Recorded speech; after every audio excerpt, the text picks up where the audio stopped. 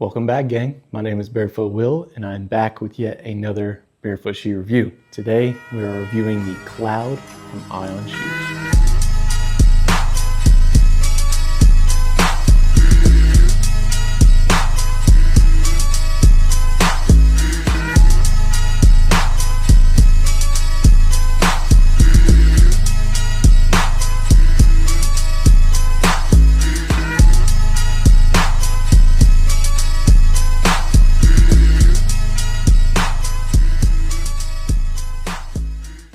Before we jump into the rest of this review, I just want to remind you that if you use my code BarefootWill at checkout, you can get 15% off of any shoe from Aion.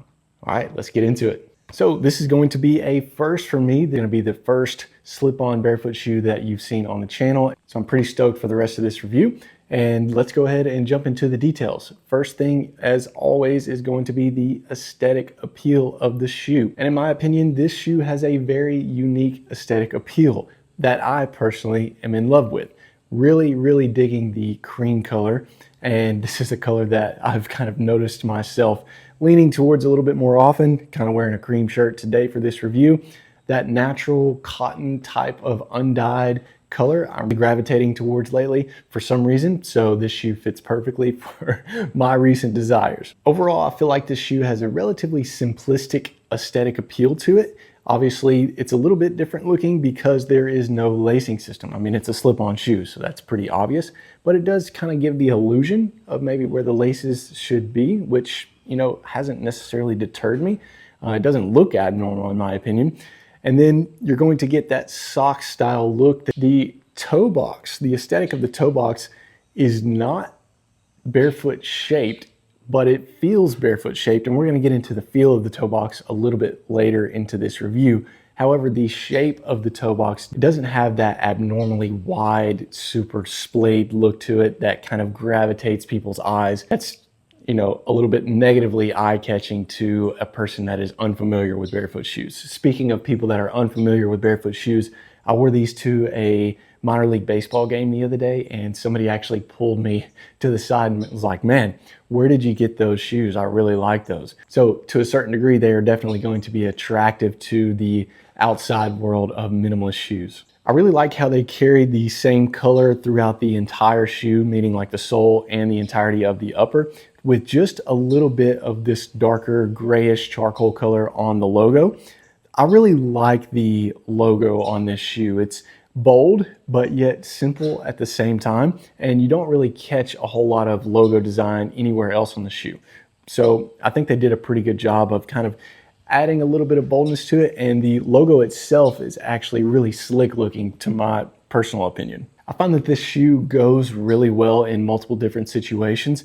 I have found myself wearing these like out to a brewery with my wife. I found myself going to the minor league game in them. I found myself wearing these to the gym. I feel like they fit very well in a lot of style applications. And then moving into use applications, I have tested this shoe in quite a few different situations, such as, like I mentioned, going out on a date or just casual wear, and I've used these in the gym a few times as well.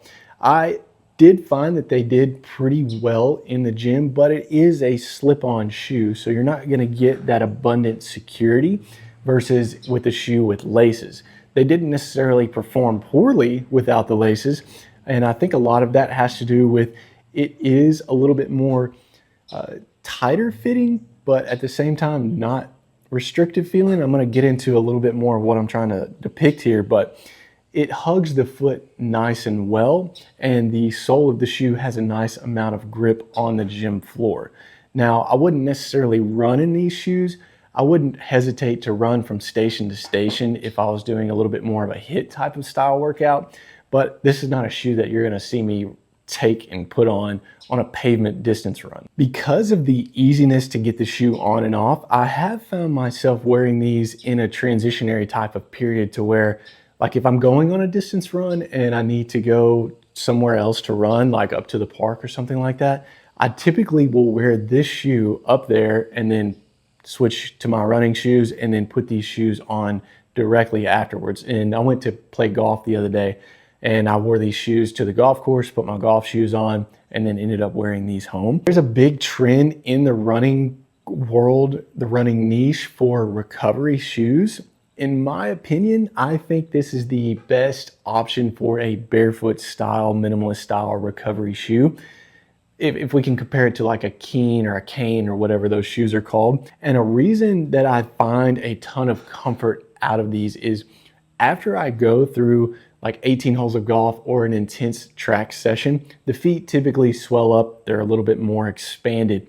And then when I put these shoes on, like I mentioned earlier, the material does hug the foot nicely, but it also has a large degree of stretch to it. So if the feet are just a little bit more swollen from using them a whole lot, this shoe does a great job of accepting that little bit of expansion, and it's extremely comfortable. It feels like a sock on your foot. It's kind of cozy feeling. Another large aspect to the shoe that I really like is the breathability of the shoe. So it doesn't have that overabundance mesh see-through type of look to it. I've worn socks with this shoe before and I can't see the color of my sock underneath the mesh, but it does have a nice little bit of breathability in and out of the shoe.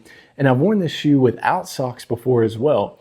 And a lot of times what you get into when wearing shoes without socks is the feet sweat. I've worn this shoe more often without socks than I have with socks, and I've found that my foot stays nice and dry and breathable inside of the shoe versus a lot of those other barefoot shoes. My feet tend to sweat a lot, and that leads to a lot of stinkiness, and we don't want to have any of that. I haven't found this shoe elicits a whole lot of that sweatiness. It's really quite surprising how well the shoe breathes. Moving on to the specs of the shoe, it's going to have all of your typical barefoot features, including the zero drop sole. It's extremely minimal and pliable. It's got the nice roomy toe box, and it's got all of your wanted and needed barefoot features. It didn't leave anything out. When we talk about the sole thickness, we've got a 4.5 millimeter rubber sole with an added removable insole that is somewhere around 4 millimeters as well. So the combined stack height when we add the insole to the rubber sole is going to be somewhere around 8 to 8.5 millimeters. And for only an 8 millimeter combined stack height, I have found that this shoe is extremely comfortable.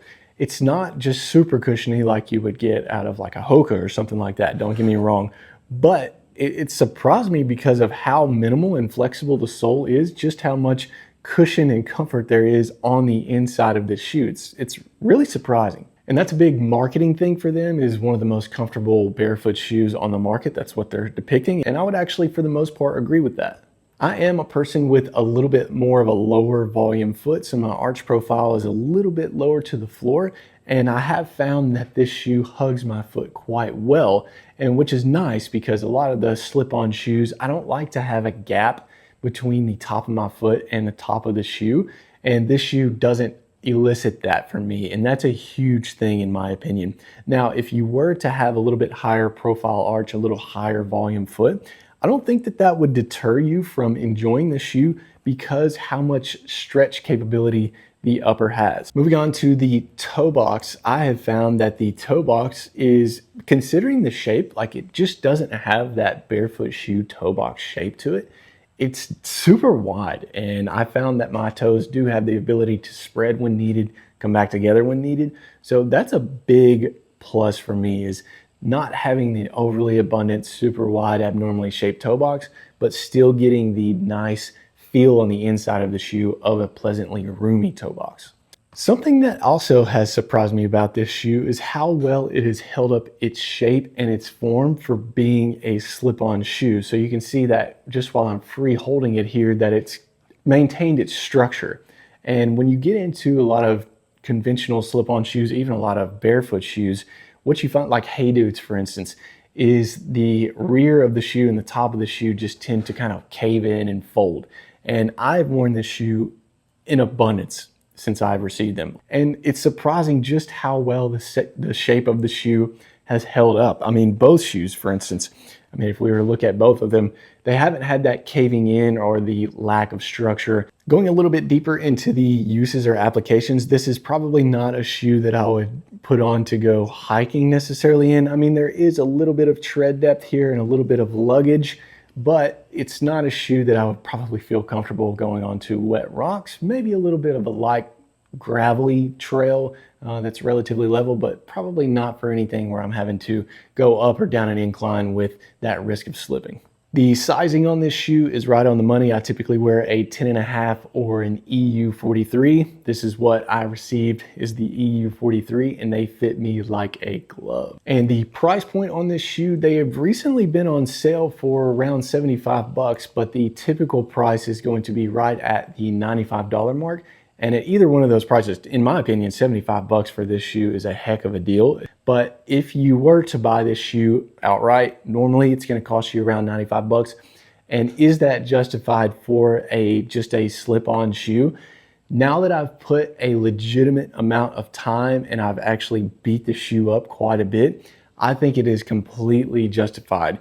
As of right now, this shoe will come in a couple of different colorways. This is the cream color, and then they have a black, all black color, which has a little bit more of a bright and abundant logo on the side. And this company also recently dropped a lace-up version that looks quite similar to this shoe with a little bit of differences in a few different other colorways. The price point on that new shoe is going to be a little bit more, but I'm curious to see how that shoe is going to compare to this one, because honestly, this one has quickly become one of my top favorites. All right, guys, that's going to be the end of the review for the Aion Cloud. Once again, I'm just going to remind you that if you do decide to buy a pair of these, you can use my code BarefootWill at checkout, and that's going to be good for a 15% discount. If you have any other questions about this specific shoe, be sure to drop them in the comments. Also, be sure to give this video a like, and if you haven't yet, subscribe to the channel. I'm going to be posting reviews continuously. So be watching out for some upcoming reviews. We'll see you guys on the next